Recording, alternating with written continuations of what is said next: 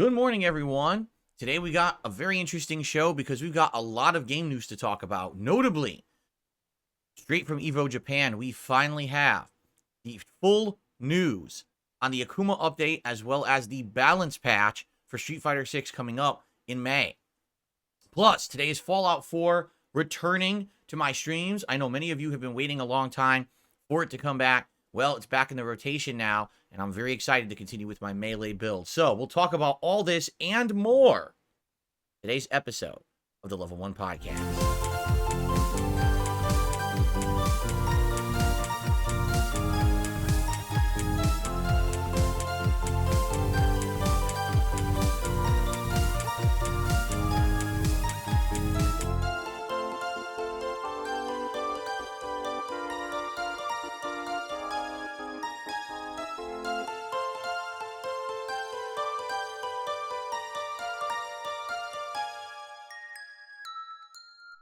All right, so good morning and welcome to the show. Of course, I'm DSP. Today is Monday, the 29th of April, 2024, counting down now, end of the month and heading into a new month in just a couple of days. And I'm actually trying out a new background color for the first time ever. I've never used this particular lighting color before. What's funny about it is that it's actually like a lime greenish yellow, but on camera it shows up as white. Does it not? Doesn't it look white? And I'm like, well, hey, it's something different. Never did this one before. Might as well do something a little different for today. And of course, with Fallout 4 back into the mix starting today, I know that you guys are excited. It's been a great run. I have a little bit to talk about in regards to the status of that playthrough and how things are going, you know, views-wise, engagement-wise, etc. And it is a Melee build, and someone gave me some advice on a Melee build that I'll probably talk a little bit about today as well. So good stuff going on, okay? But good amount of game news to cover on today's show, so I'm excited for that. I always like it when we have a good game news segment with a lot to talk about, and today is definitely one of those days. Welcome, and welcome back to gaming as well. Yesterday was my React day, meaning it's the day of the week that I take away from doing gameplay to do reacting on various types and various channels. I do want to just do a brief update on that, because yesterday I had a lot of fun with the React stuff, but we had a little bit of a weird performance. I'll tell you what I mean in a sec. So on the first stream yesterday, it was DSP versus the internet over on my DSP Reacts channel. This is the weekly show where I just react to clips from all over the internet of all different subject matters as submitted by the channel members on that YouTube channel. And it works. Like, that formula works. We have enough supporters via memberships to make the channel viable. Every week we do the show, Sunday afternoon. It ends up being 3 hours of big variety. People seem to enjoy it. I like doing it. So it's a good time. However, there's one catch about that channel, the DSP Reacts channel, that is. It basically can't make any ad revenue because most of the videos that I make on that channel are me reacting to someone else's content, and a lot of them get claimed, which is kind of ridiculous because it should be fair use, but I guess YouTube doesn't care. Most of those videos get claimed, and I lose all ad revenue on them. So because of that, the videos on the channel are neither here nor there when it comes to viewership, when it comes to ads or anything. I don't get anything on it, all right? Where it really comes down to is the number of members on the channel to make that show viable, because it is the channel members who nominate the clips for the show, and also the revenue that I make during those live streams. Yesterday, for some really bizarre reason, the profit on that stream was terrible, and I don't know what happened because it wasn't an out-of-the-ordinary stream. For example, we had about the same amount of viewers that we usually have. The engagement was actually quite good. People were talking during the clips and having a good time and interacting. So I don't actually know why. And what I like to do is try to get to the bottom of these things. Was it just a one-off week where, I don't know, it was just slow and it's not a big deal? Or is this going to be a pattern? Typically, on any stream that I try to do, I have, set goals, and usually on the React show, we get a few super chats and memberships and tips, and it was like nothing, like no exaggeration. At the end of the show, we had the same amount of tips as we had at the beginning of the show. Nothing. And we did have a couple super chats, and I think one membership, but no exaggeration, it was the worst show for support since I started the show last year in January. So is that a bad sign, or is it just that, again, it was an oddity? And the thing is, I'm not ready to freak out about it or anything like that at all. What I'll just say is this. If you like the React content on that channel, please support it in some way. Sadly, you can't do a super thanks. Jasper, what are you doing? Don't chew my... Oh, he's going to chew wires again. Jasper. Anyway, you can't do a super thanks on the videos because the videos get claimed. And when a video gets claimed, you can't do a super thanks on it. But you can become a channel member. And there's 2 levels. There's a submissions tier and the ultra tier, both of which you can submit clips for the weekly show. If you don't really care about that and you just want to support the channel, you can just become a standard member, which is the lowest tier. And it still helps the channel out, but you just can't submit clips for the show. In addition to that, you can tip. There's a tips link on every video I put up over there, okay? So please consider supporting in some way on that channel. The stream itself didn't do good, but maybe we can make up for it over the week. I don't know. If we get a bunch of new members and stuff, then it's not a big deal. But I like that channel, and the thing is, as I've told you guys, originally the idea was different. I was going to do... Jasper, you're really not going to chew that. I've had enough. You're not going to chew that. You understand me? You're not chewing that wire. If you chew it again, you're going to get sprayed. Because that's the wire to my joystick, and that's a $300 joystick. And that's it.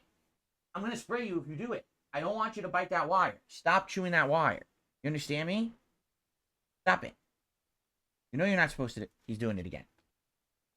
I don't want to spray. I want you to stop the behavior. Stop the bad behavior. Okay? Stop it. Okay, he's relaxing now. No, now he's... Oh, that's it. Stop. Stop chewing wires.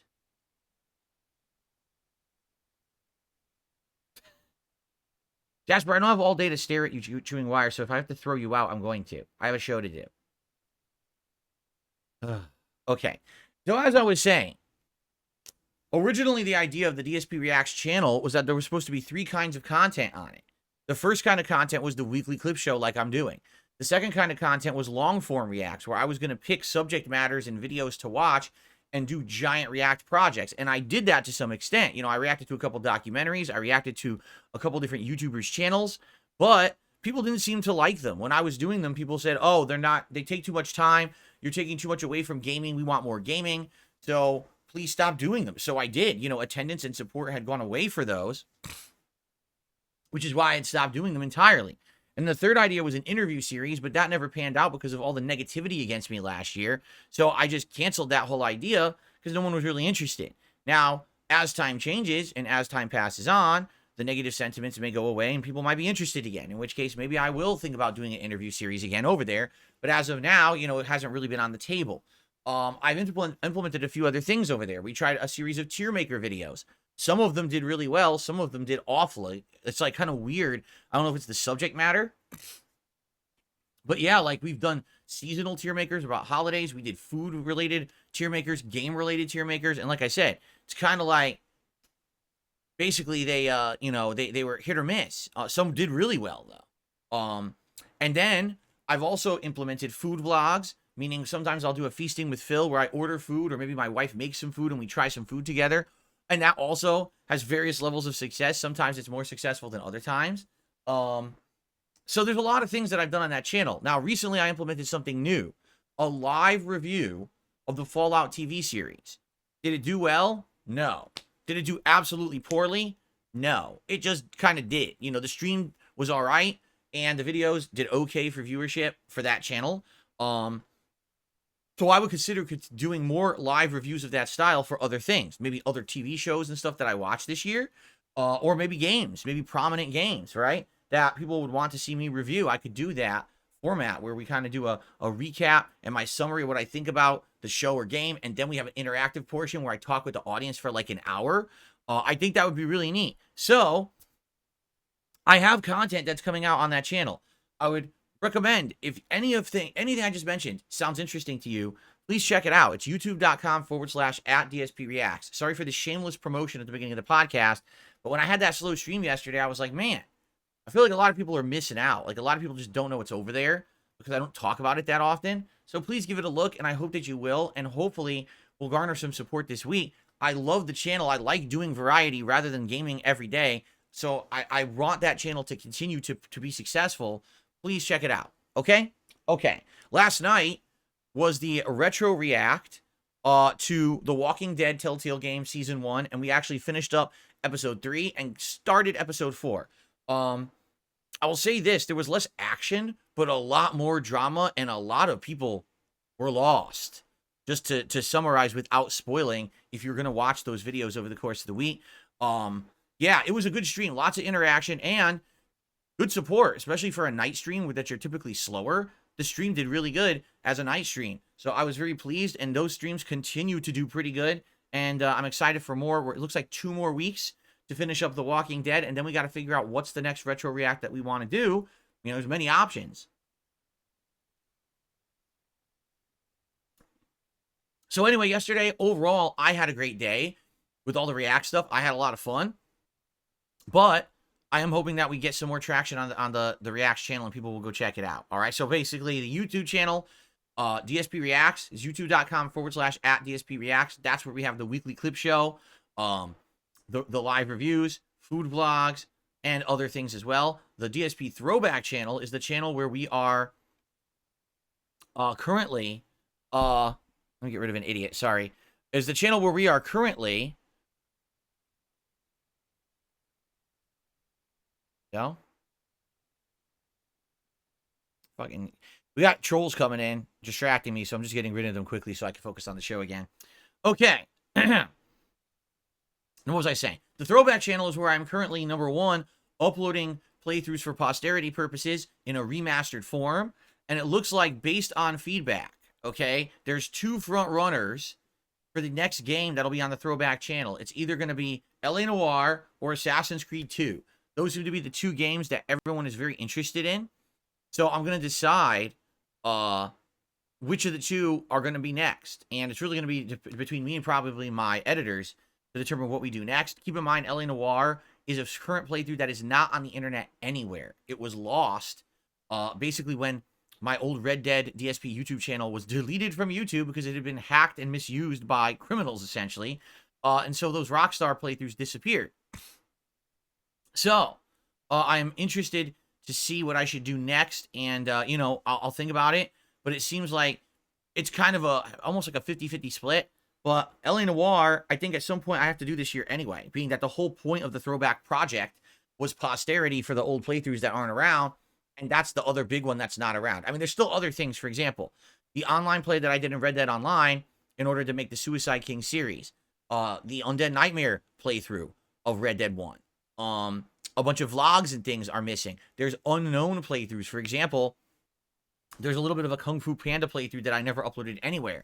There's the infamously missing Dante's Inferno playthrough, right? There's a lot of options of things that I can put on that channel. So I'm thinking about it, and I'll let you know, but it's looking like right now either LA Noire or Assassin's Creed 2 is next, and I'll go from there, okay?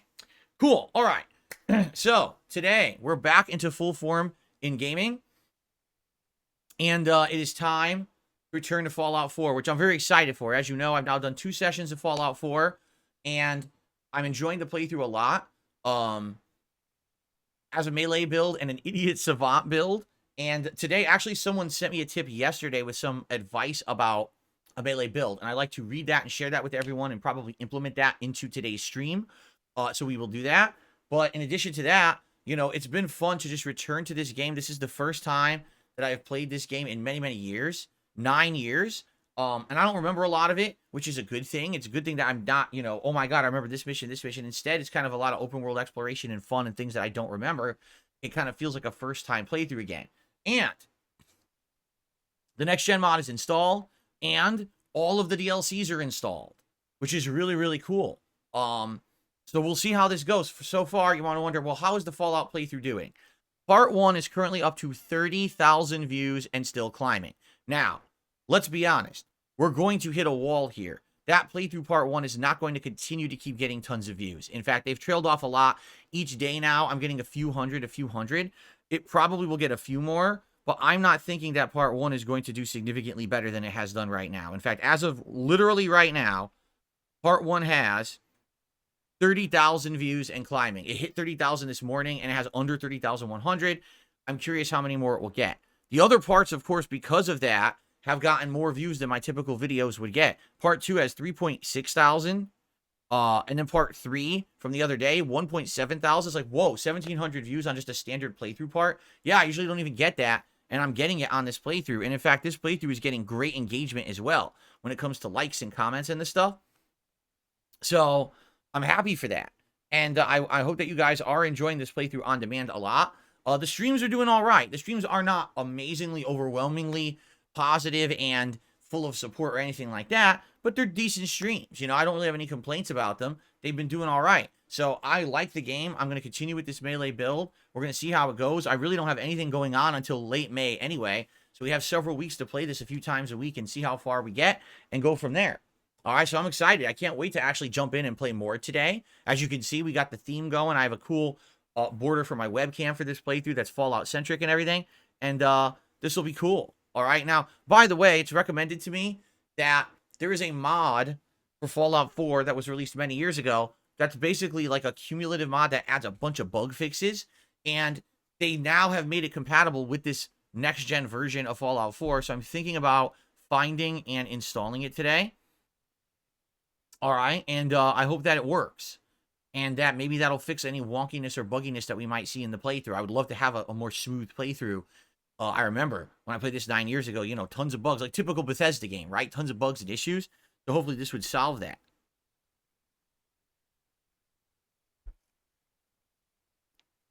So that's today's first stream. Tonight on the late stream, Elden Ring. And it's the Hay League tree, the hardest part of the game. It begins tonight, 6:45 p.m. Pacific time.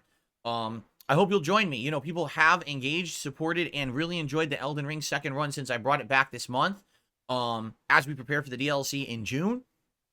But I am a little nervous because just the other night, I took the Helldivers 2 streams, which had always done well as day streams, and I put them on the night stream, and it did really poorly. It really did. Like, engagement was low, support was low. I was like, oh, man, that sucks because it always did good as a day stream. I hope that doesn't happen with Elden Ring, because the thing is, I need to have night streams. You know, I can't be here at exactly the same time playing 4 games on the same day. It just doesn't work. I can't clone myself. So, I hope if you can make it, you'll join me for Elden Ring tonight on the late stream, and we take on the hardest part of the game, the Hay League tree. Okay? Tomorrow will be the return of another Crab's Treasure, the Souls-like game from Aggro Crab, where it plays like Dark Souls and Sekiro kind of combined, but has a lot of platforming and a cutesy atmosphere. I'm excited to jump back into it and get more into the meat of that game, because we just unlocked parrying and plunge attacks and all kinds of stuff, so it should be pretty neat. Also, tomorrow night, Street Fighter 6 returns, and yes, I am going to take Zangief into ranked matches, finally. I'll probably do the first hour as my final casual play in the game, and then take Zangief into ranked to see if I can finally get him to master. And now, I kind of have a time frame, because we know when the Street Fighter 6 update is coming. So I will try to, in the next 2 to 3 weeks, make a big push to get Zangief to master before time runs out and everything changes in the game, which we'll talk about in a minute in the news, okay? And then this Wednesday, more Fallout 4. So if you're loving the Fallout 4 playthrough, you are definitely in luck. It's more coming up this week. And then Wednesday night is up in the air. We could either do more Helldivers 2 or more Elden Ring, and I'm down for either. Basically, whichever game we choose will get a second stream for the week, while the other game would only get one this week, but it's fine. So I guess the question is, what is it? What do you want for Wednesday night? Let's talk about it over the next couple of days and determine what you want as the late night stream. Okay? For the foreseeable future, it's going to be these games all balanced until basically the 3rd week of May. I think it's May 21st when we get multiple games coming out that I'm interested in again. So we have 3 weeks to focus in on all these awesome games, okay? I'm just trying to think if there's any more odds and ends in the back of my head that I'm forgetting. The only other thing that we should talk about, I would like to do a special marathon at the end of May, just like a celebratory fun event that we do. And right now I am strongly leaning towards an Indies marathon. I have not done an indie-style marathon in years. I think it would be pretty neat for you guys to nominate indie games for like 2 weeks and then do a poll to vote on what ones I should actually play for like a week, and then maybe at the end of May we do it. So let's talk about that. All right, let's see if you have any other ideas. Originally it was going to be a fighting game event, but now I don't think that's warranted. I think, you know, more of an indies marathon is something better or different. So we shall talk about that. Okay? Cool. All right. Well, all of that was a lot to talk about. All right, now what I would like to do is get into what will be the meat of today's podcast, undoubtedly. By the way, thank you to those who are doing contributions. As you know, I shout them out near the end of the show. I thank you very much for those. Jordan, Shelrukin, thank you guys. I will answer your questions and everything a little bit later on after we get through the news. Okay? Thank you all. Let us now get into everyone's favorite segment. It is definitely my favorite segment, and I keep hearing more and more that it just may be your favorite segment of the Level 1 podcast. It is time for DSP News. Excellent. Okay, let's do it. So we have a few news stories to talk about today. News story number 1. Remedy. Who knows Remedy? I know Remedy. They're a game developer. They recently just made They recently just made Alan Wake 2, but they're also known for the original Max Payne 1 and 2 games, as well as Control and other games as well. Well, they have released their plans of what the games they currently have in development and are working on, and it sounds pretty good. First of all, the Max Payne 1 and 2 remake is expected to move into full production in the second quarter of 2024, meaning they were doing pre-production work, but haven't really fully worked on it yet. For those who don't remember, Max Payne 1 and 2 will now be combined into one super game that will have next-gen graphics, improved gameplay. Basically, it's going to be a really cool re-release of the game to celebrate the history of Max Payne. Sounds like a great project. So I'm excited for that, and hopefully we will get more information on that soon. A game that they are making called Codenamed Condor, which is a part of the Control franchise, is already now in full production. We don't even know what this game is, but it has something to do with Control, but we don't know what. They're also making Control 2, and that game is advancing to the production readiness stage, meaning pre-production, in quarter 2. So they have a spin-off Control game that's in production and will probably be their next game, then probably the Max Payne collection redone, and then a new Control game, Control 2. That's kind of the order of games that are coming out from them. There's another game that they're working on called Kestrel, but no one knows what it is. Basically, that's all we know. It's called Kestrel, and it's in like the development phase, and that's it. So this studio literally went from making only one game at a time to now making 4 games at a time, based just on the success of Alan Wake 2. That's pretty crazy. I mean, listen, I loved Alan Wake 2. It was my game of the year. I liked Control. I just thought that, sadly, the combat was kind of wonky. But overall, I liked the atmosphere and the plot of Control. To see more games from the studio is a good thing. I'd like to see more games from the studio, so I'm excited for the future. All right, our next news story for today. There is a new Game of Thrones video game currently in production from a company called Nexon. Now, I have no idea who Nexon is. That doesn't ring a bell to me. However, listen to this. It's an MMORPG. Okay, number one, you're like, whoa, an MMORPG of Game of Thrones. Okay. It's set in the North. Okay. And the story campaign is online based, but it has a story campaign, but also is an MMO at the same time. Does it ring a bell? Yes, there's actually quite a few MMO games recently that have been of that formula. Here's the thing. Could this work? Yes, absolutely it could. I think that it could be a good game. Especially because it's not going to adhere to the strict plot of the TV show, right? If they're doing one set in the North or whatever, basically it could be something a little different. It could be maybe its own story or whatever. But for me, there's a couple things that make me a little skeptical. All right, number one, they said it's set in the North. I mean, that's fine, but why just the North? Everyone knows that Game of Thrones is a world that spans a ton of different areas, climates, environments, families ruling, right? To have it set exclusively in the North kind of limits it, in my opinion. Maybe that's intentional. Maybe it's not. I'm not sure what the capabilities are of this game dev. Oh, okay. Ansu Kumaro says Nexon made games like MapleStory and Vindictus. Okay, I've never played either of those. That's probably why I don't know anything about them. He says they make fantastic games. People hate their business side. Oh, really?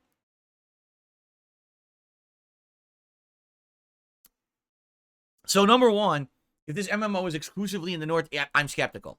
Number two, and this is probably the biggest thing, can we really be honest about this? Game of Thrones lost its hype. Game of Thrones was hype like a decade ago, right? I remember I was going to a gaming convention and I was at the airport, all right? And I needed something to do waiting for my flight. And I walked into the bookstore at the airport and they had Game of Thrones, the book. And I was like, oh, what is this? A Song of, what's the name of the first one? Is it A Song of Ice and Fire or whatever? So I just grabbed the book on a whim. I didn't even know what it was. I was like, oh, I'll read this on the plane. And by the way, yes, I paid for it. I didn't just grab it and run. I paid for the book. I said, I'll read this on the plane. And I started reading it on the plane. I was like, wow, this is pretty darn good, right? This is a pretty great book. And I read several of the books, and I got bored like 3-4 books into it.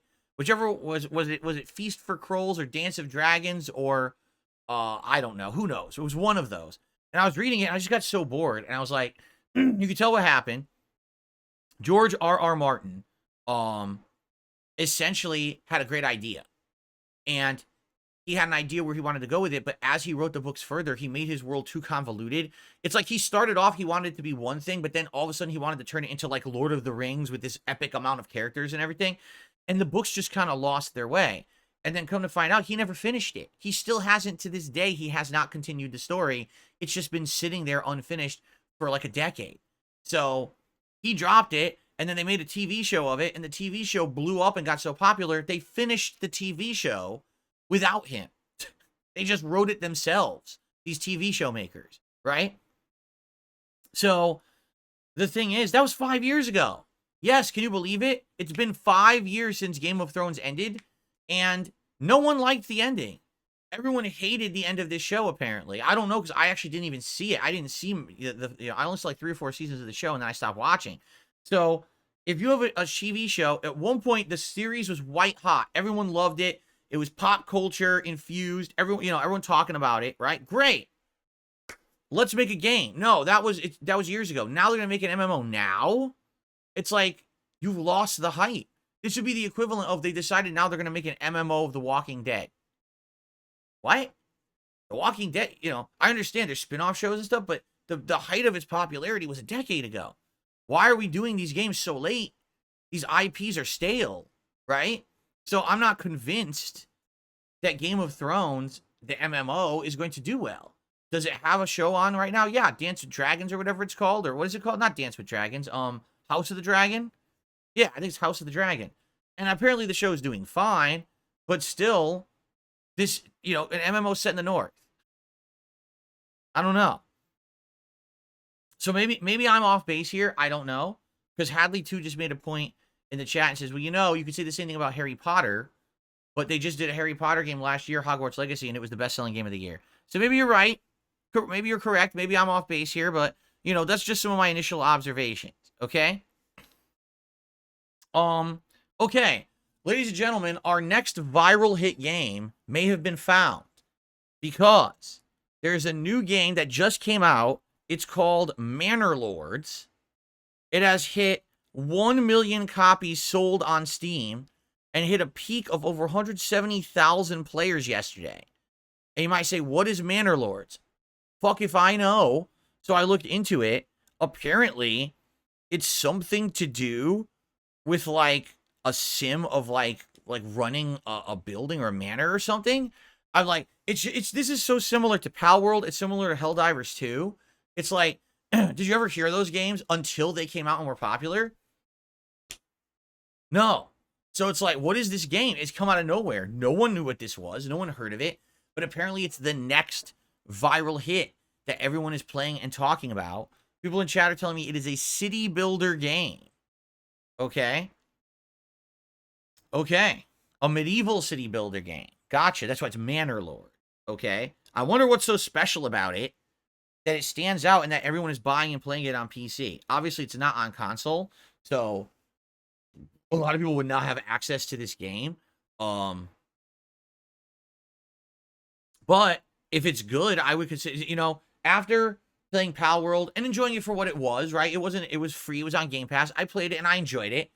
I mean, we didn't have to play it for long, but it was a cool thing to check out, right? And then I played Helldivers 2, and I've been impressed in the month that I've been playing it. I think that maybe I should jump more into some of these games. It's free on Game Pass. Are you serious? Really? Hold on a second here. I'm going to check this out. I didn't even know that it was on Game Pass. Let's take a look. Is it on Game Pass on console? We might check this out just to see what it is. Okay, even if I don't like it, maybe it would be maybe worth checking out. Here, let's search here.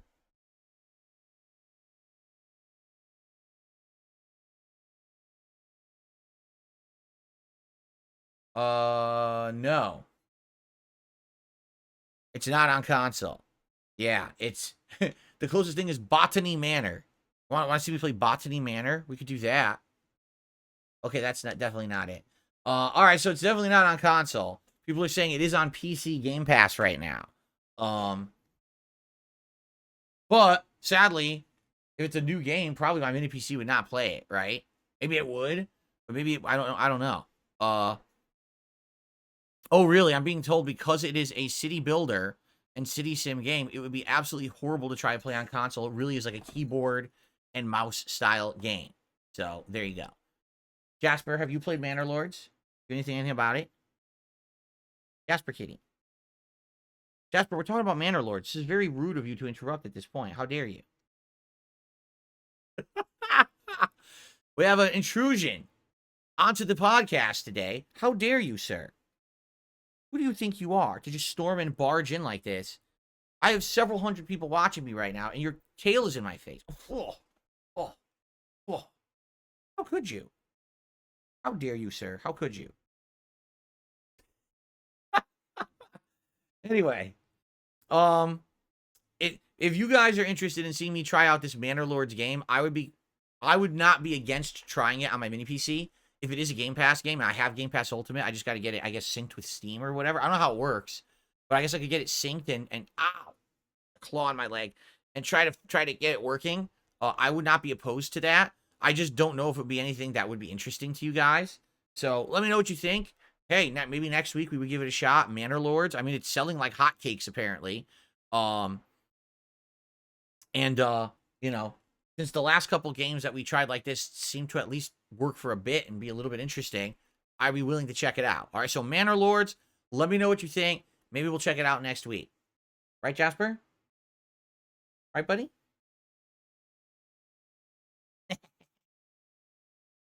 He wants a rub. He wants a rub down here live on stream. He wants all the attention, of course. Do I like city builders? I don't think I've ever put significant time into one. I used to like games like Age of Empires and stuff like that. But I mean, that's different. That's a different style of game. I don't know if I would like it or not. Maybe I would have to try it, give it a shot, right? Oh, people are complimenting your collar, Jasper. They said it's very cute. They like your collar with the bow. Yes, he has a bow on his collar there. Well, what's funny is he keeps moving it. Like, it's been all around the collar, and he keeps moving it around. We just let him do whatever he wants with it. Careful, careful now. Don't slip, and don't claw me, please. I'm wearing shorts today. I don't need a big gash on my leg, okay? Have I ever played a tycoon-type game? No, not really. I have not. I have played Age of Empires. No, look at this kitty. Look at this cat. Look at this cat. You see how cute he is? He's purring right now. He's a nut. Look at him.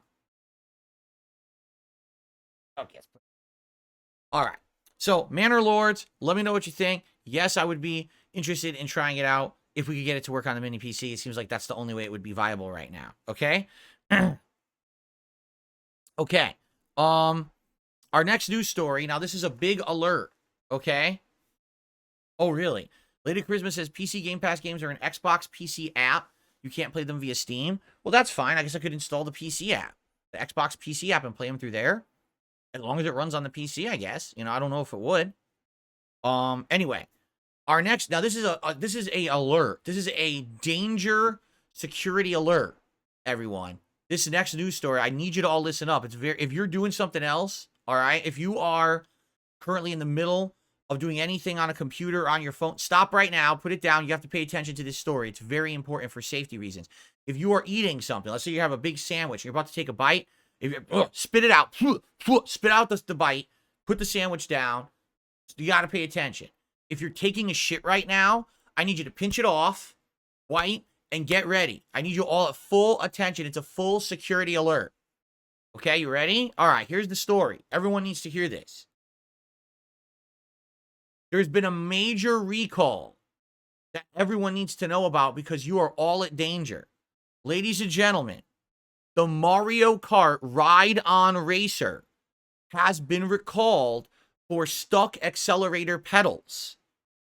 Debris can get stuck in the accelerator pedal of your Mario Kart Ride-On Racer, and you could actually not be able to stop. Children worldwide have been careening into walls face first and cannot stop their forward momentum. 65 children have been injured, and therefore they are recalling the Mario Kart Ride-On Racer. This is very important that you hear this. Now, you may ask, what is the maximum speed of the Ride-On Racer? Well, it's 8 miles per hour, okay? So the only injury reported so far has been a chafed hand, all right? But let me tell you something.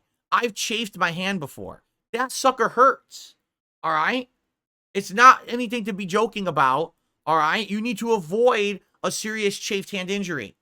So take your racer and put it in the garage and lock the doors. Don't let anyone ride on your Mario Kart Ride-On Racer.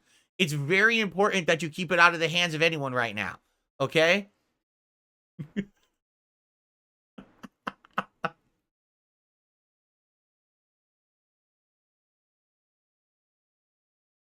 Now, obviously, I'm making a joke of this, all right? But isn't it funny? Because isn't this exactly what's happening with the Cybertruck?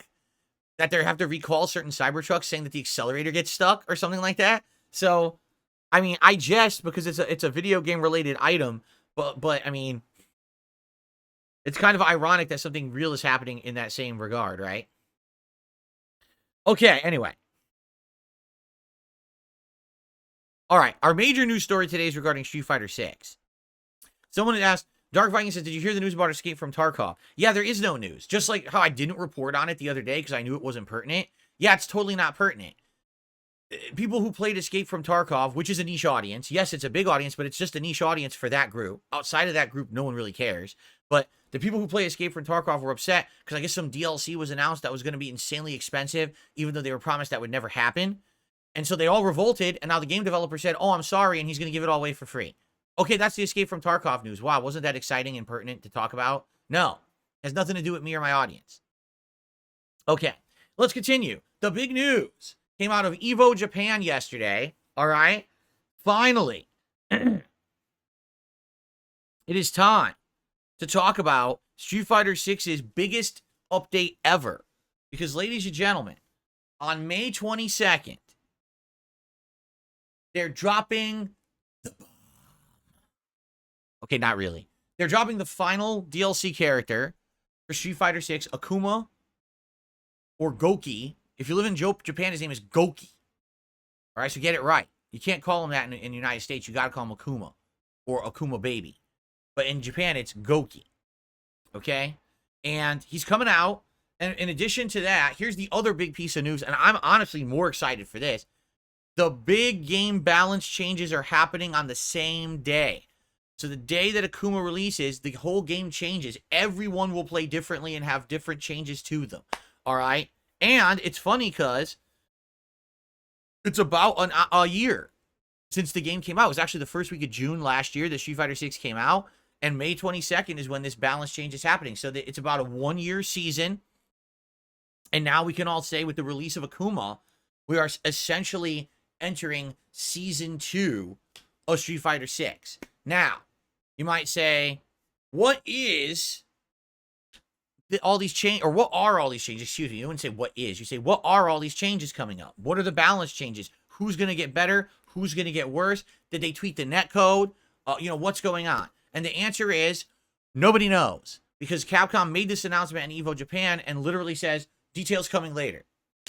So all we know is that in a little over 3 weeks, the entire game will be rebalanced and retooled, and it'll be like starting fresh. Everyone will kind of be on square one again, trying to learn the game and its changes and things like that, which is a good thing. It'll refresh the game and the community. It'll make it feel like there's a reason to play again that's pertinent rather than just grinding through again. So obviously, I'm actually excited for that. Yes, I am hoping that they're going to take some of the mid and low tier characters that I love and make them significantly better. I really hope they do that. I guess we'll see. But this is going to be neat. Now, as for Akuma himself, okay, they showed off a bunch of stuff, and basically, I don't really understand it because all I did was I watched the trailer. I didn't go to a breakdown. I guess people have already broken down this fucking thing all over the internet, explaining each one of his special moves and everything. So, does he look like Akuma from the games I know? Absolutely not. Basically, you got to remember something. I did not play Street Fighter V. And in Street Fighter V, they changed a lot of shit. It looks like Akuma absolutely plays like his Street Fighter V counterpart, which I don't know. So I don't know how he's really going to play in this one. I'm used to Street Fighter 4 Akuma, which is very, very different from what I can see. So basically, he has a whole bunch of new flip moves and air fireball setups. And it looks like he has a lot of different supers. And I don't know if he has more supers than anyone else. Like, everyone has a level 1, level 2, and level 3 super, and then a critical art super, which is basically the level 3 super when they're low on health. Apparently, Akuma will have more than that. Like, he won't just have one of each type of super. He may have multiple. For example, the Raging Demon, Shun Gokusatsu, right? The finisher move that he's infamous for ever since his first appearance in Super Street Fighter 2 Turbo, is in the game, but it's situational. It is a special critical art that can only be done when he's low on health and has level 3 supercharge. So you can't just do it whenever you want. You can only do it in a desperation situation, okay? Which is kind of interesting. So how effective will it be? Don't know. Another thing that people seem to be talking about is he seems to have a command throw out of teleport.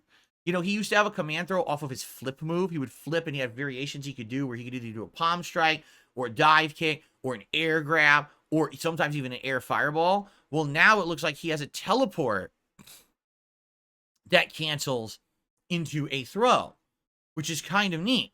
And that's cool. I like that. I like that he has these new variations. But he has other moves that I'm not familiar with. It looks like there's like combo moves and stuff, and I'm like, I don't know what that is. So I would have to definitely check the character out and dive into him to try to figure him out and see if he's my style or not. But you know what's going to happen. Akuma, infamously, has always been the most popular character in Street Fighter history. I don't know why. I think that it's just the idea that he was a secret character that became so popular that then they just made him a major regular character in every Street Fighter game since. Like, think about it. He's been in every Street Fighter game since. Without exception, he's in all of them, right? So, I guess we'll see. His design is interesting. It's like a hybrid of a couple different versions of him. We'll see what happens when he comes out and we actually get our hands on it. Okay? But, so, not only does he come out on May 22nd, but also the balance patch. Now, here's the thing. May 21st is the release of the release of Hellblade 2 and the System Shock remake. So I was very interested in checking both of those out, but now I got to wonder if I take on those two new games at that point, am I going to have time to focus on this update for Street Fighter 6? And then keep in mind, on May 23rd, the Paper Mario Thousand Year Door remake comes out. And then a week after, Multiversus comes out fully. So I'm going to actually put this into my schedule now. Street Fighter 6, Akuma, and balance update. May 26th. Oh, no, May 22nd. Excuse me. It's May 22nd. Since all this is going on at once, you would think that perhaps I should put more time into Street Fighter. It'd be more important for me to maybe go and play with all 5 of my characters who I've used a lot and try to see if they've improved or how they've changed. And then maybe even try a new character or two. I mean, obviously, I'm going to be playing with Akuma a bit and try to figure it out. and go from there. So, yeah, May 22nd, get hyped for Street Fighter again. Street Fighter will come back in a very prominent way as everyone will be playing it. Everyone will be talking about it. Everyone will be using Akuma and the balances changes. We'll see. And go from there, okay? So, that's cool. May 22nd, all right? Cool, cool, cool. And of course, if and when there's more information about the balance patch, I will let you know. Obviously, this is a huge thing. Like I said, I really, really hope that they end up making some of the mid to low tier characters better. I would love to play with Lily at a competitive level or have a better chance with Zangief. You know what I mean? It's been rough. Honda, I would like to see them be improved characters. Okay. All right. So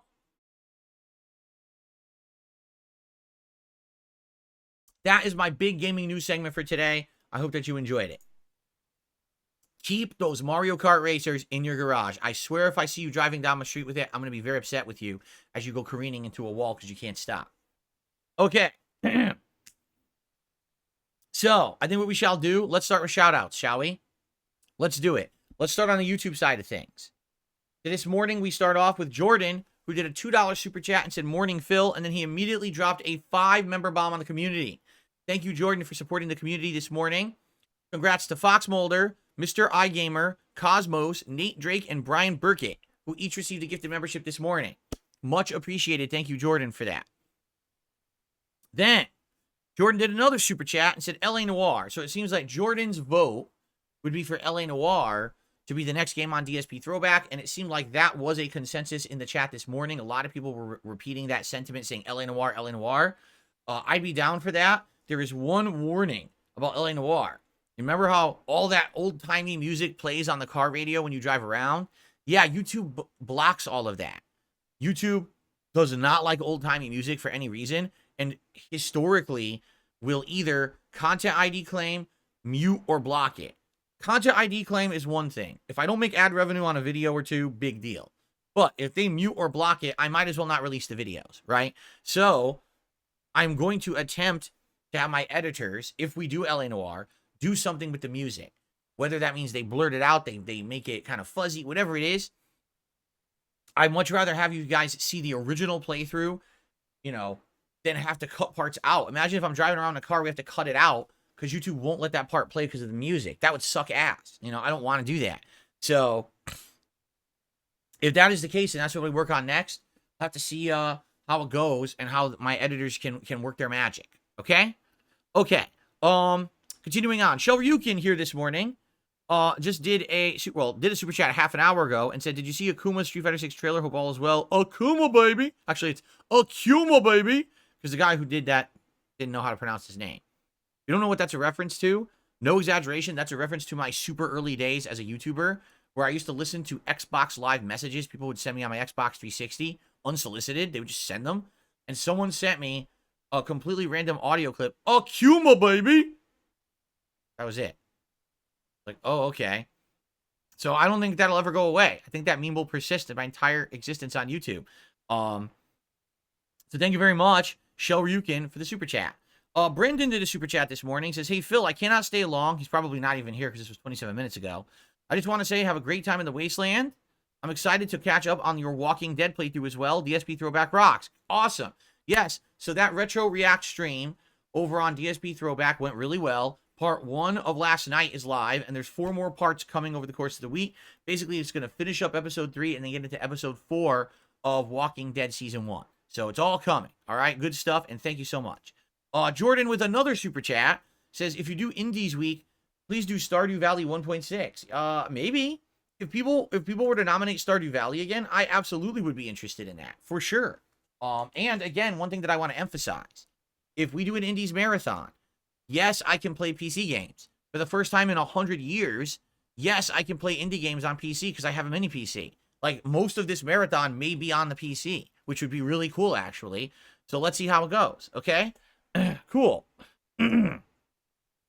Now, before I get to shouting out tips, I do have a little thing I want to read. Someone had sent me a $2 tip on last night's late stream, but it totally didn't apply to that stream, and I said I would save it for this morning. So let me read out what this person said in this anonymous $2 tip.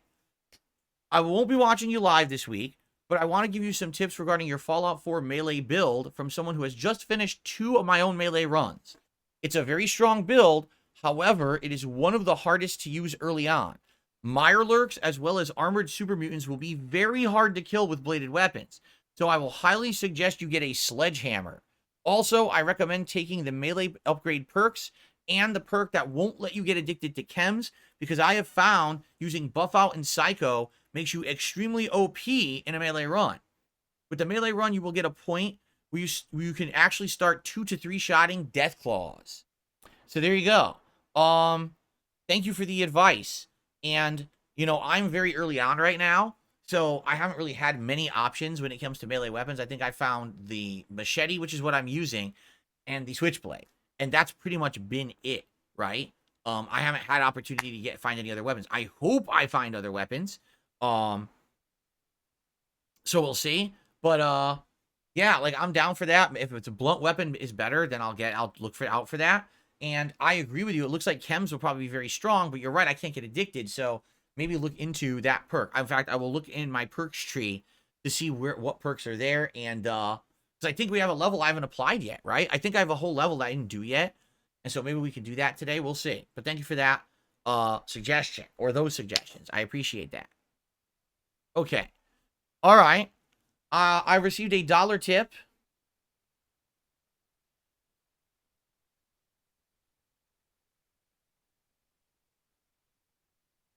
So someone is recommending that when it comes to the React show, perhaps have themed weeks. Okay, listen, here's the thing. Everyone always has common complaints about the React show. You don't watch the entirety of every clip. Correct. It's a clip show. And I've emphasized this. It's a weekly clips show. This is not a weekly long-form React show where you submit a 25-minute documentary for me to watch and react to the whole thing. That's not the point of the show. It never was. Just because people seem to want to push it in that direction doesn't mean that's what the show is and the whole format's going to change. If I were to watch the entirety of every single clip, we would probably get through 10 videos a week, if that. And how many people would be disappointed who are members who get nothing watched, right? Also, if I committed to watching the entirety of every video, we'd be bored because a lot of videos are boring. I just don't like them and the audience don't like them. So here's the thing. With a show like this, it's hit or miss because it's a variety show. Some things will stick, some things will not. That's the point of the show. You never know what you're going to see, right? So if you like that idea, please come to those streams and support them and become a channel member. If you don't, let me know what else you would like to see. But saying, hey, change the focus of the whole show where you watch the entirety of every clip and you have themed weeks where every clip has to be of a certain subject matter. That would never work. That's not the point of a variety show. And this was always meant to be a variety show from its inception. And that's why we have people who are members every week who support it. If I were to change the format of the show, I would lose all the members that make the channel viable. I can't change the show. All right? I don't know why suggestions like this come in. It's like, well, I don't like what you're doing, so just change it all. Because personally, I just don't like it. No, I'm not doing that. I'm not. Sorry. I'm not. If you have suggestions for improvement, or maybe you want me to start a new show, that's one thing. But don't say, well, you didn't get support yesterday, so just change the entire format of the show and lose all the other support that you actually have via members too. No, I'm not doing that. That's a bad suggestion. Okay. I received a $20 tip from Akuma. It's from Akuma. Not Akuma Baby, just Akuma. Thank you so very much to Akuma for a $20 tip this morning. I appreciate that.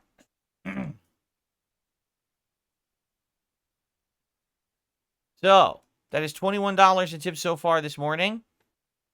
Thank you, thank you. I appreciate that very, very much. We have a couple more shout-outs to do. Hold on. Jordan did another super chat, and he says, please do Hades 2 when it comes out. It looks good. I likely will. I mean, even if I don't end up liking it, I'm still going to try it. Hades, I skipped when it came out. And then I played it years later, and I loved it. And I did a full run of it and really, really enjoyed it.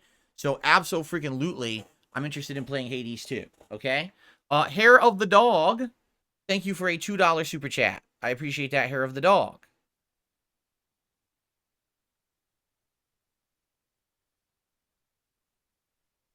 Thank you, thank you. And then Rich88 re-upped his membership for 9 months and says, we need retro gaming night with support picked games. Listen, I like retro gaming. When let me make this clear, though. When I say retro gaming, I mean retro games from my past. Atari, Nintendo, Super Nintendo, Sega Genesis. Those are games synonymous with my past that I consider retro. So if you were to say retro gaming night, oh, you mean Mario, Ninja Gaiden, Metroid, original Mario Kart, you know what I'm saying? Like classic Sonic the Hedgehog, Earthworm Jim, right? Stuff from that era. I'm down for that. Classic Zelda, shit like that. That sounds good to me. But I think you basically just said the key factor. Support-based. Whenever I play retro games, I kid you not, usually those streams end up having low attendance, low engagement, and low support. Why? Because I just know that I have an audience that kind of doesn't really agree with me in everything that I'm doing. And I don't necessarily, I'm not happy about that.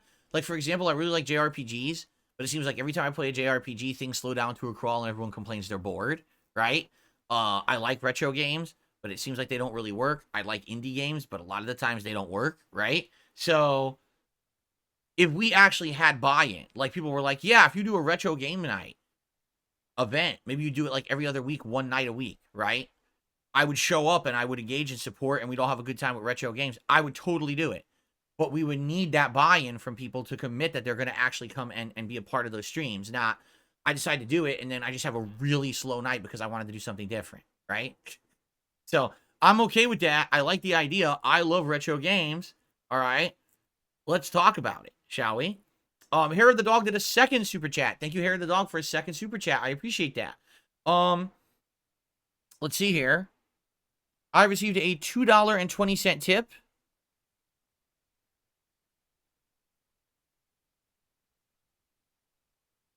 This person is asking personal questions about income and stuff, which I'm not going to answer, so forget you. Okay, ignore them. I'm not going to sit here and answer personal questions about the finances of the channels and shit. You're dumb. Okay? You're dumb. You have no right to that information. You have no right to ask for that information. Too bad. Okay. Rich88 said he would definitely support retro stuff. Cool. Let's talk about it. Again, I am open to new ideas. I totally am. I'm open to playing stuff on my mini PC. I'm open to indie games and trying out a game like this, Manor Lords. I'm open to doing a retro games night. I'm open to all of it. I just want to see what will work and what people really want. How long would I say Elden Ring is? It depends on how long, or how much you do. If you're just doing the main story, it's probably about 60 hours. Okay, no exaggeration. If you're doing main story, it's probably 60 hours. Okay, if you're doing optional content, it's probably about 80 hours. If you're doing everything in the game, including the hidden Haley tree with its giant, insanely tough way to get to it in Melania, and you're doing the underground blood dungeons and all of the underwater well and pathways and the Sofria River and the secret Ronnie Plateau of Magic, and if you're going interdimensionally transporting all over the place into the hidden bowels of Caelid and the hidden tower with the freaking Godskin guy inside that kills you 7,000 times, and if you're going to go fight the hidden Blackblade enemies that are guarding the pathways that you don't need to go to, but you go there anyway because you want to get the special weapons and all of the runes, no exaggeration, it's probably 120 hours. So it really depends on how much you get into it. If you're just a baseline playthrough, all you care about is beating the game, you could do around 60 hours. But it's going to be more than that if you're going for optional content and truly exploring. So. Have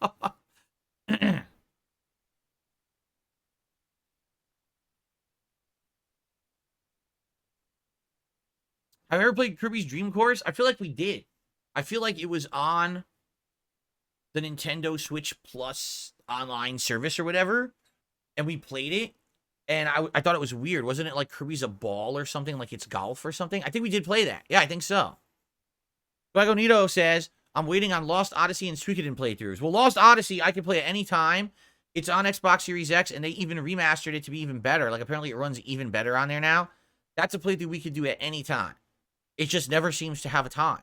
You know what I mean? Like, I've always wanted to play it, and it just never seems to happen. In regards to Suikoden, that's kind of a no-brainer because they're making a collection of Suikoden 1 and 2 remakes with brand new graphics, redone music, everything retuned and refined for a modern audience.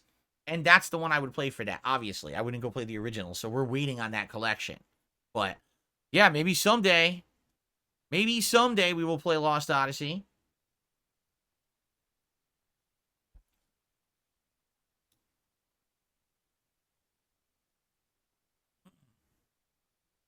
Oh, is that true? The Suikoden creator passed away recently? Well, that's very sad. It's just crazy when you think about it. Those games came out in the mid to late 90s. Shit. I haven't played them since then. I played them in the mid to late 90s when they were new games. That's when I played them, and I absolutely loved them. But but it's been so long since I played them. I still remember some of the music. It's so good, the fight theme and everything.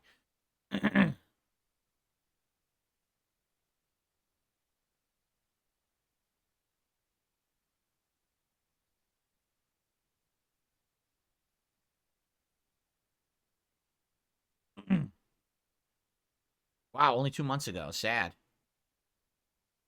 All right, well, that's everything that I have. If you guys have stuff you want to talk about, please tag me in the chat. I just received a $1 tip.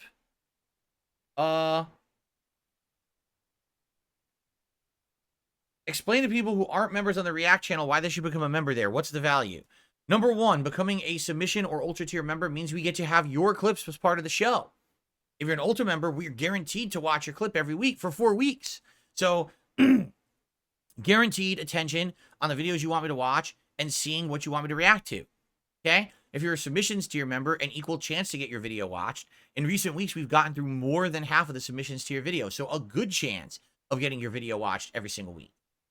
Now, if it's a video that's super long, you know I'm not going to watch the whole thing. It's a clip show. If it's a video that's something really dumb or stupid, I'm probably not going to watch the whole thing. Or on the flip side of that, if I find it very boring or the audience finds it very boring, then I'm probably going to skip through it too. But that's the nature of a variety clip show. A chance to see me watch and react to something you submitted, and you're interested to see my reaction. That's the appeal of the show. This is not rocket science. This is not overcomplication. This is pretty easy to figure out and understand. And yes, there's enough people on that channel that like that premise because the show continues. It's been 62 episodes and we're still going strong. Like I said, particularly, I just don't understand why the stream yesterday didn't do so good, right? All the other streams have done fine. One particular stream out of nowhere did poorly. I will, try and figure out why, get to the bottom of it, right? Outside of that, we're all good. Nothing wrong with the format of the show.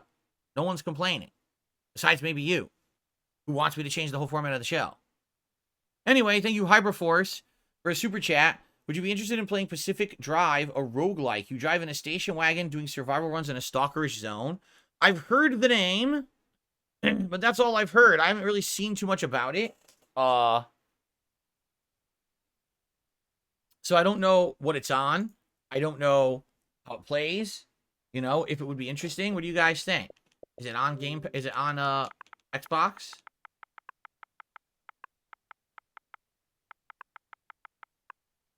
No. Pacific Rim, Pacific News, no, Pacific Wings, and Battle Stations Pacific. No Pacific Drive, so not on there. Every game we look for is not on there, right?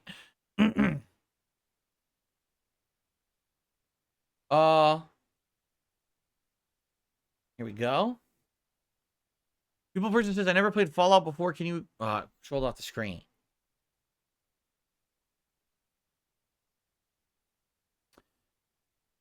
God damn it. Okay. I never played a Fallout game before. Can you explain basic stuff like stims and psycho when you enter them in the game? Yeah, they're drugs that either heal you or give you buffs. It's not much to really understand. Jordan says, I want to see you react to a trailer of games that you've played to see if you think they were scams or not. Well, there you go. You could do that. If you're a channel member on the DSP Reacts channel and you're an Ultra member, I watch a clip you submit once a week for 4 weeks. You definitely could get 4 of them in there, and I could react that way. Or if you're just a standard member, a submissions tier member, you can submit the clip, and there's an equal chance with everyone else that it'll be watched. So, there you go.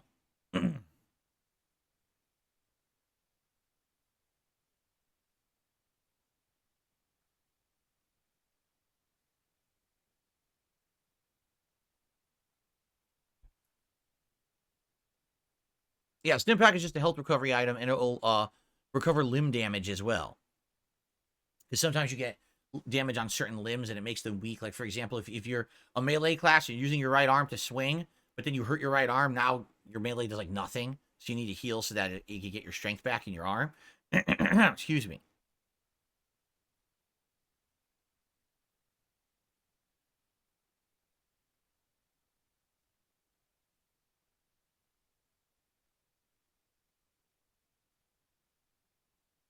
Okay.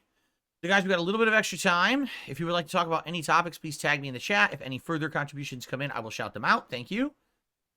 Are there so little sci-fi horror games? It's a good question, Eternal. You know, when you look at sci-fi horror, what do you think of? Dead Space, or Callisto Protocol, I guess. Alien Isolation, right? Maybe what was the one from the makers of Amnesia? Soma. Okay, but there's just not that many. You're absolutely correct. I don't know why. I don't know why it's few and far between that we have this sci-fi horror style. I mean, BioShock, right? I mean, BioShock was probably the prime example, and then it's been gone for over a decade. It's kind of fizzled out and died. I would like those. Joel Loft says, I would like to see you play Kingdom Come Deliverance, but I'm telling you, I watched my wife play Kingdom Come Deliverance. The first one, we hated it.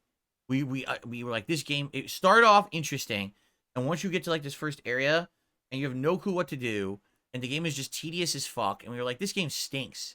We're not playing this anymore. It's not refined enough. It's not polished enough. It's just not fun, you know? Maybe if you play it with a guide, it's fun, but just trying to figure it out for yourself, like, I'd rather, you know, take a 2x4 and just smash myself in the forehead a few times, and I'll look at the sparklies. It's more entertaining, you know? So we stopped playing it and didn't like it. Okay. Jordan says, my absolute dream would be a horror escape from Jurassic Park. Aren't they making that? They're making that game, are they not? Did they not just show off that game, that there's a Jurassic Park horror survival game coming out soon? I think they did showcase that last year, and that it is in development. Did I like playing Final Fantasy X? I thought it was a pretty good game. Had a lot of quirks to it that made me kind of scratch my head as to why the game was like that. But it is a more traditional turn-style Final Fantasy, and I did enjoy it overall. Have I ever been a physical fight in real life? Yes. I used to be a bare-knuckle brawler in the mean streets of Bridgeport, Connecticut. I would just walk down the street and just start punching people in the face. And some would put up a fight. Some wouldn't, you know, especially the old ladies when I struck them down. They were very, like, blindsided. But, you know, I've been around. Anyway, I'm just Ken did a super chat. Are you covering Endless Ocean? It's on Switch on Thursday. I have no idea what you're talking about, so I guess not. I don't know what Endless Ocean is.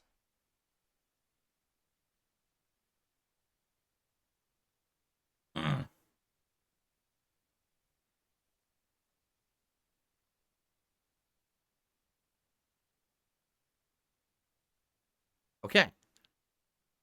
People Person says, funny, sci-fi horror is big in Hollywood. I wonder why we never get Planet of the Apes-like game. It's not horror, but still. Yeah, I don't know. I mean, I'll be honest, I don't know why we don't get more horror games to begin with. Maybe it's just because, much like horror movies, it's kind of like there's no originality. And when you play the 10th horror game that plays the same as the other 10, it's not interesting anymore. You know, I love horror. I would like more horror. I would like variety of horror. And we just don't get it that often. You know? What's the biggest horror game coming out soon? Silent Hill 2 Remake. Silent Hill 2 Remake? You couldn't come up with a new game? You had to remake a classic horror game from the 2000s? That's the big hot one? What about making a new one? Why can't we make new games? It's weird, right? I received a $6.66 tip from Dan the Man. I guess he wants to really see my ass burn. Thank you very much, Dan, for your support today, and welcome to the stream. How are you doing? There it is. I'm like, where is the animation? Can't see it. There it is. Time for me to burn.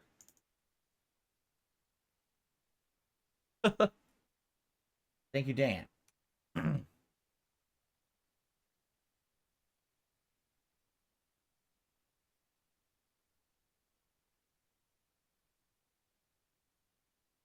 DC, how's it going? He says, how are you doing today? How are you doing today? Hope you're doing well. I am doing well, thank you. People Person says, if they end up remaking Code Veronica in the same vein of the Resident Evil 2 remake, we make it the best horror game today. I would love for them to remake Resident Evil 0 or Resident Evil Code Veronica as more modern games that are more playable. Like, Resident Evil 0 is just a fucking mess, as we know. I tried playing it in January. I couldn't even stomach the ending. I was like, fuck this. They really should make those games better and for audiences that would appreciate them, because they haven't been played in a long time. Like, there's no real versions of those that probably this last generation has even seen.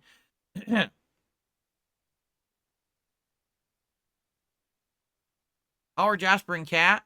Jasper, you just saw. He's in here. He's actually running around. And Cat is all right. She's currently playing Fallout 4. That's what she's doing. Just like me, she's doing a run in Fallout 4.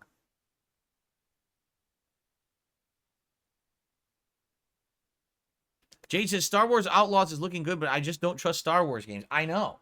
When you had Jedi Outcast, and it was a really good game, but then Jedi Survivor comes out, and it was a piece of shit. It couldn't even, ran so poorly. It's just stupid, because the game is good, but it runs like shit. Like, why would they do that to their game? And that's the thing. That's exactly what happened with Jedi Survivor. I stand on my reasoning that I said last year. If Jedi Survivor had come out as a polished, complete product that ran well, that would have been a Game of the Year contender for most people. But it came out as an unfinished, buggy, frame rate dropping mess. And if you didn't notice, it got kind of panned when it came out. And no one talked about it after about a week or two after it being out. It's like it never existed. Like, it wasn't even in anyone's discussions at the end of the year as a good game, which is sad because it is a good game. So with this Jedi Outcast, I mean, they cannot flub Star Wars again. They've got to have, I mean, we just had Jedi Survivor run like shit. We have the Battlefront collection that runs like shit and is a buggy mess. We have to have a good Star Wars game now. We can't have Star Wars be the franchise, the IP that all their games are shit, right? They got to fix this. TubTub says, well, Ubisoft has had a low-key hot streak with games recently, so I'm kind of starting to trust the Star Wars game. Guess we'll see. I don't know, man. I'm skeptical.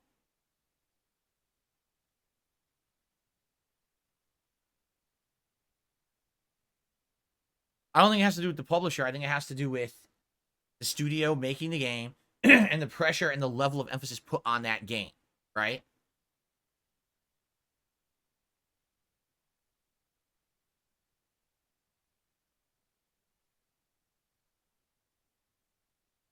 Oh, man.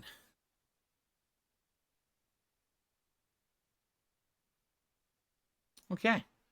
Any other topics today, guys, you want to talk about? Please tag me in the chat. Or again, if contributions come in, I'll shout them out. It looks like we're winding down here on the show.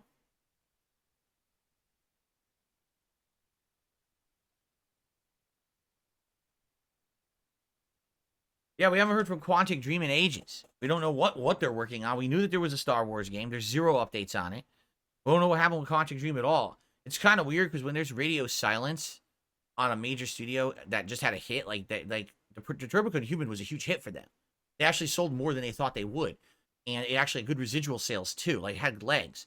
So now you think, oh, what are their next projects? You're excited. One's a Star Wars game, right? We've heard nothing. That's not a good sign. I really hope that they're doing all right over there because I want to play their next games, you know?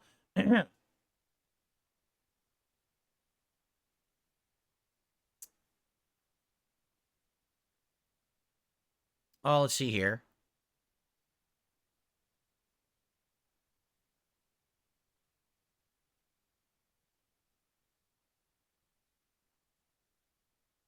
What do I do? The next suggestion box segment will be? Usually we do suggestion box when there's nothing else going on the show. So if there's no gaming news, no topics to really discuss, and we're kind of, have a whole half hour or more, that's usually when I do it. So we'll have to see if there's any days now with no gaming news or anything coming up, and then we would do it then. Keep in mind, though, I'm backlogged on the suggestion box by a ton. Like, a ton. So if you have something that you want to ask me, you might have better luck doing it during a Q&A segment. Because if you have something in the suggestion box that you're waiting for an answer, it could take, like, months. No lie. Like, I think there's, like, a month of backlog in there. I received a $5 tip from a mysterious stranger. There you go. The mysterious stranger.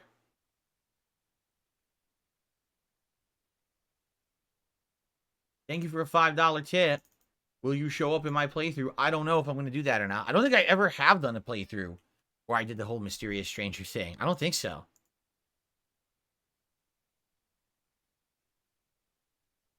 Where's the suggestion box? If you type in !!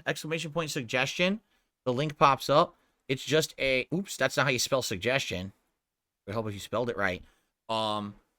Basically, it's a thread that I posted on the main channel page community tab like 2 months ago.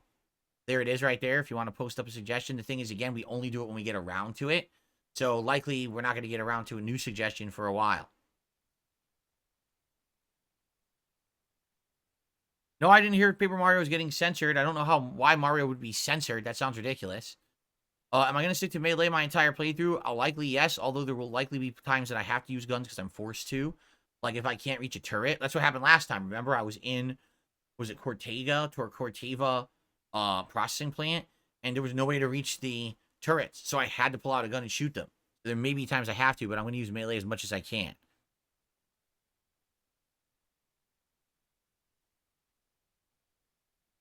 Okay.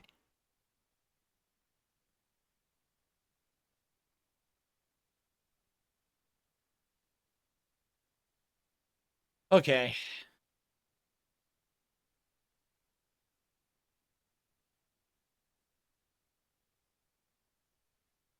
David H says, which would you be in charge? Nintendo, Xbox, or PlayStation? What's one thing you would fix about the company? Let's see. I would be in charge of Nintendo, and I would immediately change the entire company's culture to stop feeling like they're holier than thou, smarter than everyone, and always have to have a weird gimmick or innovation in a console. And instead, I would just make a Nintendo console that's powerful enough to run games well and make Nintendo first-party games look sick as shit. Can you imagine, instead of their bullshit gimmicks, one time they release a new Nintendo console that's powerful as hell, and you get insane graphics in a Mario or a Zelda or a Metroid or anything. Fuck that shit with their dumb kitty gimmick stuff and go right ahead and give me a good console and pump out your first party games. I would predict record high sales on every single one of them. It would work. It's just that they don't listen to feedback. Nintendo literally does not accept feedback from any of their customer base. They just do whatever they want.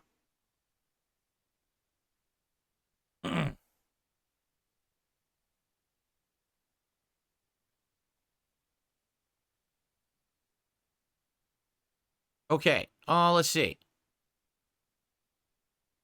Did I hear Digital Foundry says performance mode for Fallout 4 doesn't even work when it's on? Oh, I don't know. It won't affect me because I'm already using the FPS boost on my Xbox Series X console, so there's no improvement to the performance. It will just run at 60 frames no matter what. So, Chia says, I caught up the end of your last playthrough a while ago. The excessive use of stim packs is giving me anxiety. I don't know what you mean. I have no idea what you mean. Are you talking about this playthrough of Fallout 4? You think I was using too many stim packs? I don't even remember that.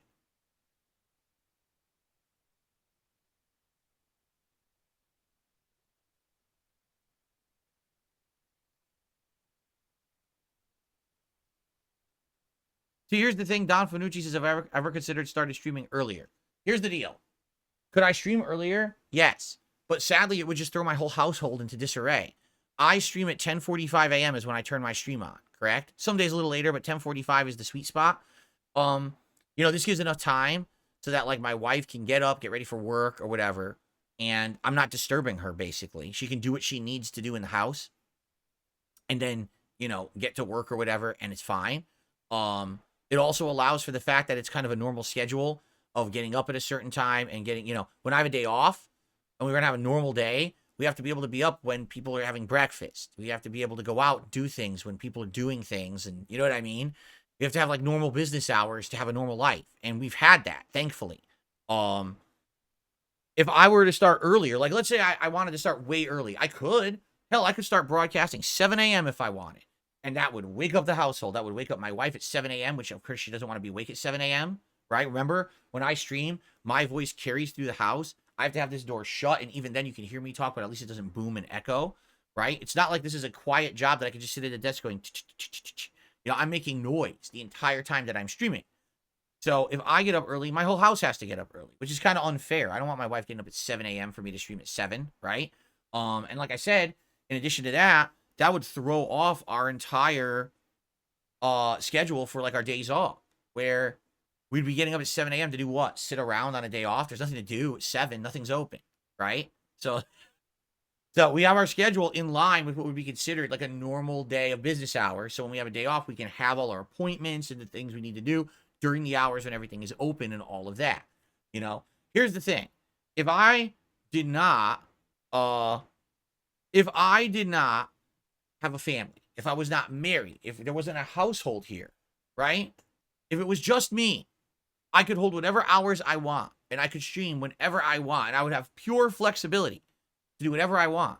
But that's not my life anymore. I got married. I have a life now with a family. and other people I have to worry about and a cat that I don't want to screw with. You know what I mean? I have these things going on. So I have to be in line with that kind of stuff. Okay? I can't just be, oh, it's just about me, and my streams and my business. It's about our life together, our stuff going on. You have to be, thinking of that, conscious of that, right? Sadly, a lot of people are just so fucking self-centered in life. Oh, I'll just fucking do whatever I want. Wake up the whole house, make noise and shit, 7 a.m. No, that's not going to work. That's not going to fly. You know, for my family, I have neighbors as well, you know, and to say, am I loud when I stream? No, not for the most part, right? But if people are making loud noises at 7 a.m., you're going to be upset, right?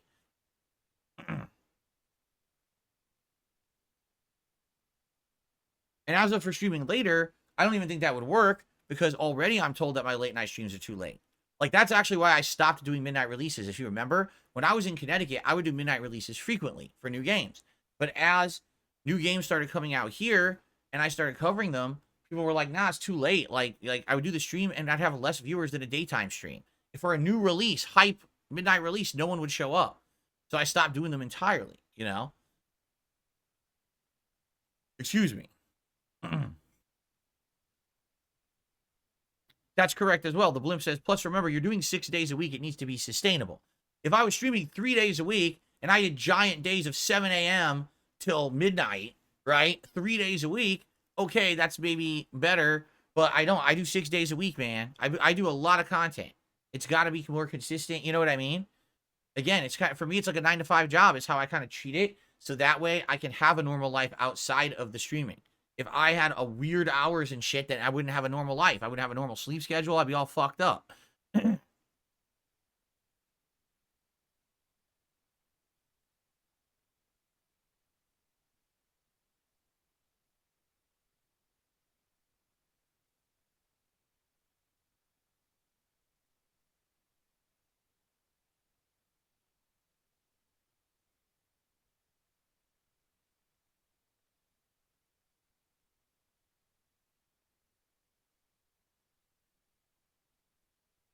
Say hi to dog. I will say hi to dog meat, Jade. He's dog meat. I will say hello to dog meat.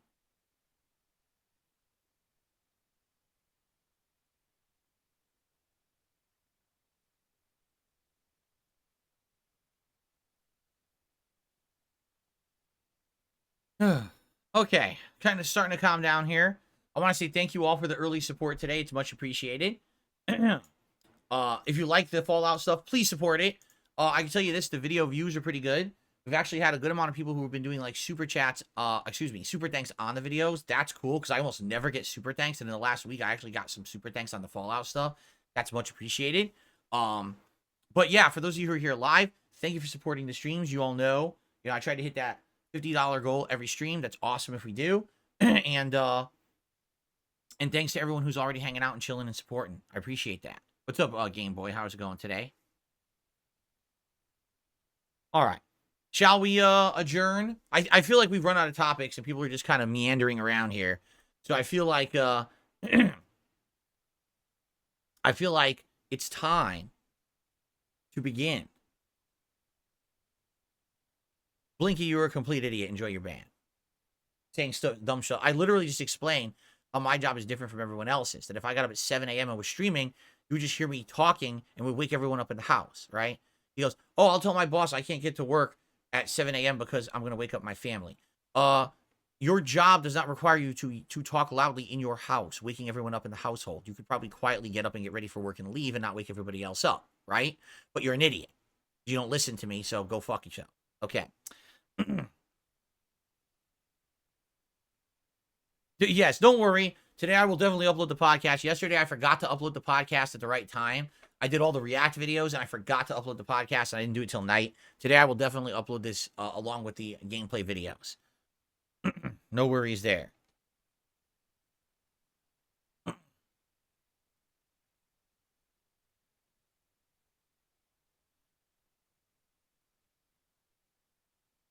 Okay, are we good?